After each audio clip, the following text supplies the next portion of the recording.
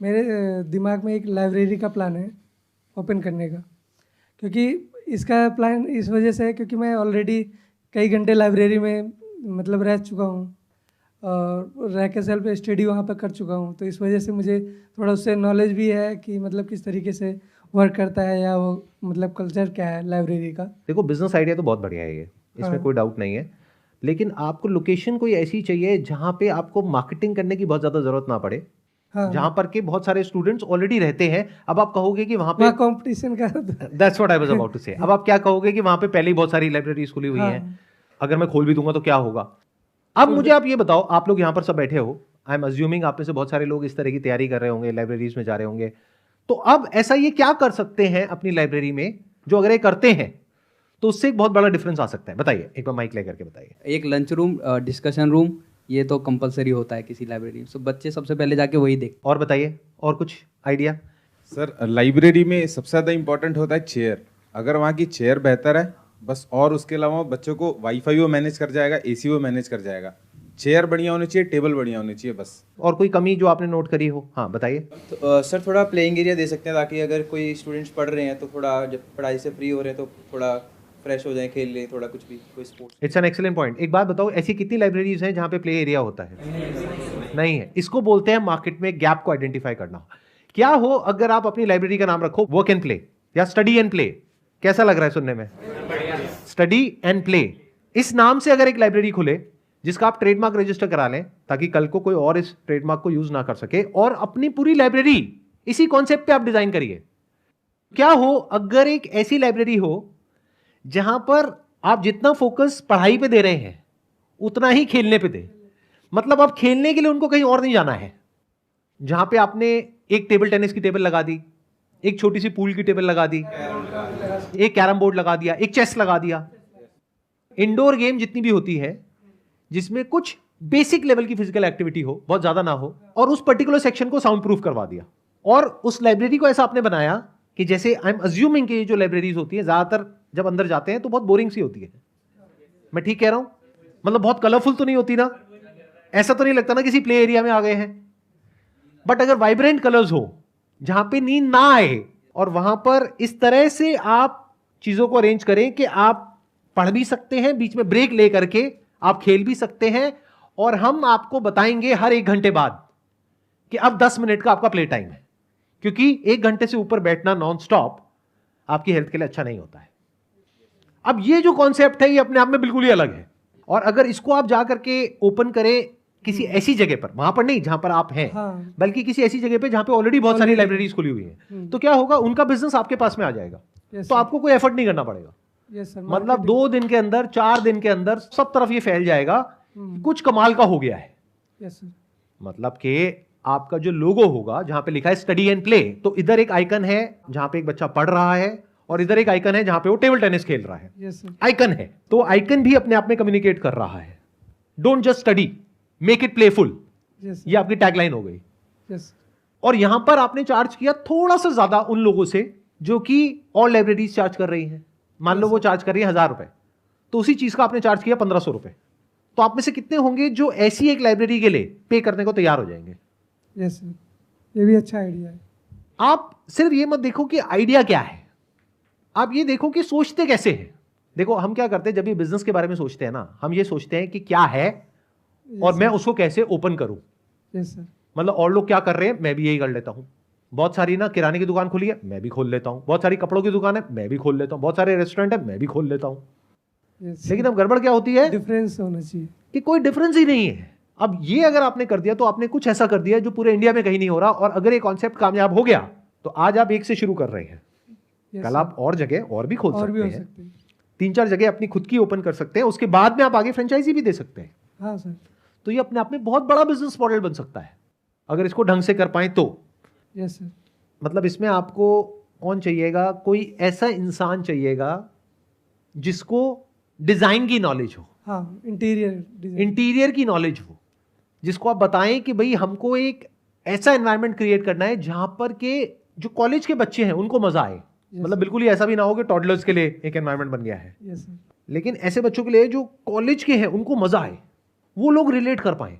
मतलब जगह जगह पे मान के चलो कुछ ब्रिक वॉल्स हैं, यस सर। उसके ऊपर कुछ नियॉन लाइट्स होती हैं, उससे कुछ लिखा हुआ है, जहां पे उन बच्चों को आकर के ही मजा आ जाए। यस और बाकी की जो लर्निंग्स हैं और लाइब्रेरी से, वो सब एज इट इज रखो, उसमें कोई छेड़खानी मत करो। मतलब क्या कि एक चेयर बहुत बढ़िया होनी चाहिए, क्योंकि अगर एक बच्चे को 4 घंटे बैठना है तो चेयर बढ़िया चाहिए, कंफर्टेबल होनी चाहिए। Yes sir. एसी ठीक काम करना चाहिए। उसके अलावा वहां पे एक चाय कॉफी की मशीन होनी चाहिए, क्योंकि आप थोड़े एक्स्ट्रा पैसे ले रहे हो और उसे, तो कुछ एक्स्ट्रा चीजें भी आपको वहां पे रखनी होंगी, बट उसको फ्री मत रखो, उसके चार्जेस होंगे रीजनेबल से। हाँ। मतलब इसको कुछ ऐसा बनाओ कि जो लोग वहां पे आ रहे हैं, they must be proud to flaunt it as a status symbol कि मैं स्टडी एंड प्ले में जाता हूं। अपनी इसकी स्टडी एंड प्ले की टी शर्ट्स बनवा लो, यस सर। जिसके ऊपर आपका आइकन होगा अपना लोगो और लिखा होगा study and play. Yes sir. तो ये टी शर्ट फ्री मिलेगी हर एक को, जैसे ही वो इंसान ज्वाइन करेगा। हाँ, ये 1500 रुपए पे 500 रुपए की टी शर्ट फ्री, जिसकी कॉस्ट आपको आ रही है 200 रुपए, तो वो आपने फ्री दे दी। उससे क्या हो रहा है, ऐड हो रहा है। Yes sir. इस तरह से अगर आप काम को करते हैं तो ये सिर्फ एक लाइब्रेरी नहीं होगी, जैसे आप अभी तक जहां तक आप सोच रहे थे। ये बेसिकली एक ऐसा बिजनेस हो जाएगा जिसको आप बड़े लेवल पे, बहुत बड़े लेवल पे ले जा सकते हैं। Yes sir.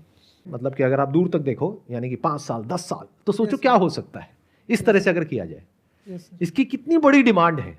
यानी कि हमने क्या किया, एग्जैक्टली वही किया जो आज से बहुत साल पहले एक ऐसे इंसान ने किया, जिसने देखा कि लोग रेलवे स्टेशन पे या बस स्टैंड पे एक लगेज उठा उठा करके जा रहे हैं। दूसरा उसने देखा कि अच्छा गाड़ी के नीचे टायर है, चलो टायर को छोटा करो, लगेज के नीचे लगाओ।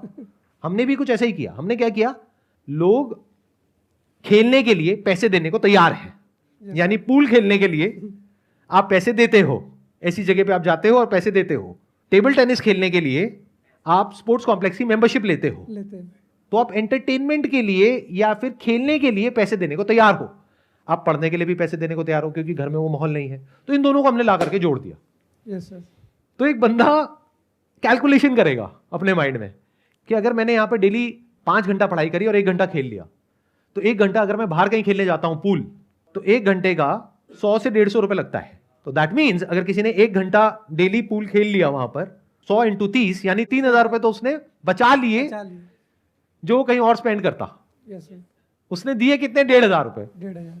चाहे स्टूडेंट हो चाहे कोई भी इंसान हो, they want to feel smart कि देखो मैं समझदार हूं, मैंने पैसे बचा लिए। देखा जाए तो उसने 1500 रुपए आपको दिए, लेकिन 1500 में उसने वैल्यू ले ली 5000 रुपए की। तो उसके माइंड में क्या आ रहा है कि मैंने तो 3500 रुपए बचा लिए। तो अभी तक जो भी हमने डिस्कशन किया उससे कुछ क्लैरिटी आई आपको? Yes sir. क्या आप एक्चुअल में करने वाले हो ये काम? यस सर, करेंगे जरूर। काफ़ी दिनों से ही प्लान बना रहा था, लेकिन क्लियरिटी नहीं थी कि मैं डेंसिटी में खोलूँ ये या अपने एरिया में जहाँ पर, क्योंकि मुझे दिमाग में ये था कि कहीं अगर कंपटीशन के बीच में खोलता हूँ तो मुझे दिक्कतों का सामना करना पड़े। लेकिन आपने जैसे क्लियरिटी दी कि अलग करना होगा, तो वहाँ पे भी अच्छा खासा हम। लेकिन अब मजे की बात पता है क्या है कि ये क्लैरिटी मैंने सिर्फ आपको नहीं दी है, ये मैंने सबको दी है, क्योंकि ये वीडियो यूट्यूब पे अपलोड होने वाली है। Yes sir. तो ऐसे जो भी लोग लाइब्रेरी चला रहे हैं, यस सर, वो भी या चलाने वाले हैं, उनको भी क्लैरिटी मिल गई है। Yes sir.